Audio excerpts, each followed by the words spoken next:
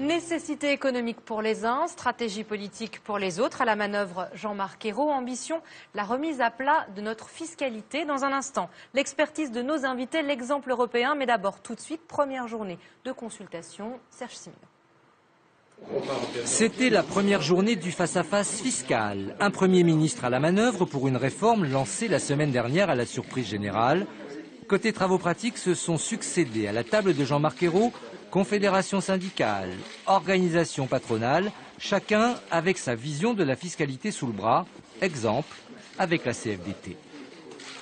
L'impôt n'est pas une punition.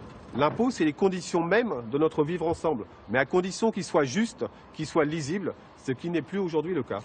Sur la table des pistes, rien de plus, dit-on à Matignon, comme la fusion de la CSG et de l'impôt sur le revenu, le prélèvement de l'impôt à la source ou la révision des niches fiscales. À l'instant T, tout semble donc ouvert dans la concertation.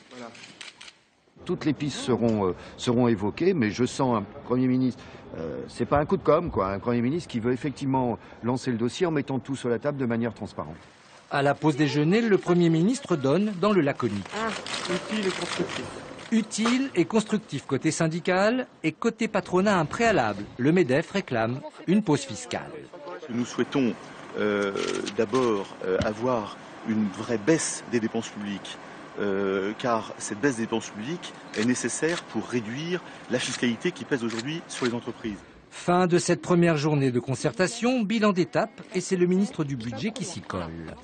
L'objectif, c'est pour les prochains budgets un ajustement exclusivement par des économies, sans avoir recours à l'augmentation de la pression fiscale. Demain, suite des rencontres avant les représentants des partis politiques, jeudi et vendredi, le marathon du Big Bang fiscal n'en est qu'à ses débuts. Alors faut-il s'attaquer aux 1000 pages du code fiscal? Comment les simplifier? Élément de réponse avec notre invité. Et on accueille Jean-Hervé Lorenzi. Bonsoir. Vous Bonsoir. êtes le président du Cercle des économistes. Pour poursuivre ce que disait Louis, on parle même de tour de Babel fiscal, chaque gouvernement ayant ajouté sa pierre. Non, ce qui est évident, c'est qu'on a la fiscalité vraisemblablement la plus compliquée, la plus inutile, la plus inefficace, la plus injuste et la moins simulatrice pour pousser les gens à entreprendre, à investir. Donc évidemment qu'il faut changer notre fiscalité, tout le monde le dit depuis 20 ans. Le problème est de savoir quel est le bon moment. Et là, je dois avouer que... Vous êtes sceptique ? C'est pas sceptique, je veux dire, on vient de passer 1 an et demi. C'est très anxiogène de discuter de fiscalité. Ça fait 1 an et demi que ce pays est paralysé par les discussions inlassables sur les allers-retours sur la fiscalité. Je trouve évidemment que le moment n'est pas choisi. Mais les impôts, c'est technique ou idéologique? C'est sûrement, d'abord, c'est évidemment technique, parce que c'est très compliqué. Il suffit de savoir exactement ce qui, à un moment, permet de trouver le bon équilibre entre les deux grands sujets. Est-ce que je suis juste, suffisamment juste? Est-ce qu'il y a une bonne cohésion sociale? Et est-ce que je pousse vraiment la croissance de mon pays? Voilà les deux thèmes qui parfois sont un peu en contradiction. Il faut trouver le bon équilibre. Donc c'est technique, c'est compliqué. Il faut le faire avec de la méthode, de la rigueur et pas... Il y a des propositions qui émergent dans ce qu'a laissé filtrer le gouvernement. Notamment, c'était la promesse numéro 14 de François Hollande. Fusionner l'impôt sur le revenu et la CSG. Est-ce que c'est une hypothèse envisageable, intelligente, réaliste, efficace? Je ne sais pas ce que ça veut dire. Fusionner les 70 milliards d'impôts sur le revenu et les 95 milliards de CSG, vous pouvez le faire de 25 façons différentes. Pour quelle raison? Tout simplement parce que la CSG, c'est à la retenue à la source, donc c'est chaque mois. C'est en réalité individuel et pas un foyer fiscal comme l'impôt sur le revenu. C'est donc très très différent. Et donc, est-ce que c'est pas progressif? C'est proportionnel. Donc, est-ce que vous allez plutôt faire la CSG comme était l'impôt sur le revenu? Est-ce que vous allez faire l'impôt sur le revenu comme était la CSG? Je ne sais pas. Moi, je suis assez favorable à cette idée, avec 2 idées simples.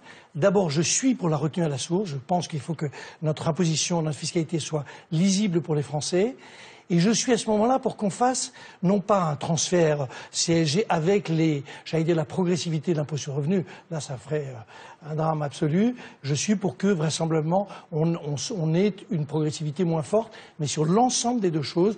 Donc, au fond, je suis pour. Mais ça se prépare, on fait ça soigneusement. Donc, vous êtes favorable au prélèvement à la source. L'objectif de Matignon, selon vous, c'est de faire baisser la pression fiscale, au final, ou au contraire de l'augmenter? Non, je pense que le Premier ministre s'est exprimé là-dessus, a dit si la fiscalité donnée, et on ne changera pas.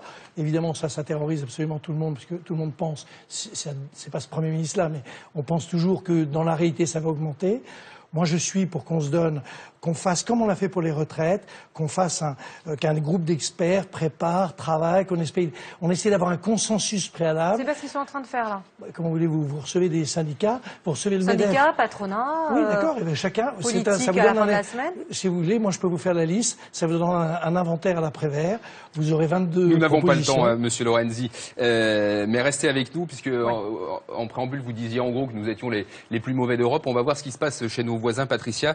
C'est notre regard européen dans le Grand Soir 3. Et figurez-vous qu'avec notre déclaration d'impôt en France, on fait figure d'exception en Europe. Nos voisins, on en parlait avec notre invité, ont adopté le prélèvement à la source, et c'est le cas en Espagne. Bonsoir, Adeline Percept, vous êtes avec nous. C'est comme ça depuis longtemps chez vous ?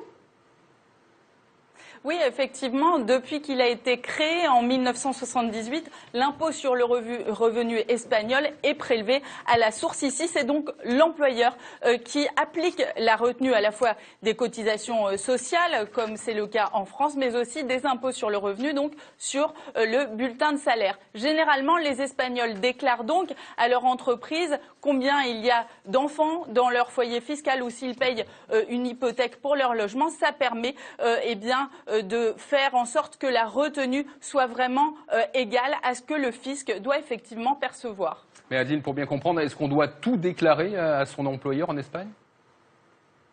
Alors non, ce n'est pas obligatoire. En tant que salarié, on peut très bien aussi choisir une autre méthode qui est celle du forfait mensuel. À ce moment-là, de toute façon, tout le monde, à la fin de l'année fiscale, doit faire aussi une déclaration annuelle. C'est le moment où on fait les comptes avec le fisc, comptes positifs ou négatifs. C'est selon les cas, évidemment. Adeline Percept en direct de Madrid. Et justement, pour clore ce dossier, je vous donne la réponse à la question de France TV Info en partenariat avec l'internaute.com. Souhaiteriez-vous que votre impôt sur le revenu soit directement prélevé sur votre bulletin de salaire? La réponse est assez partagée. Oui pour 40,3%, non pour 47,8% des internautes qui ont répondu.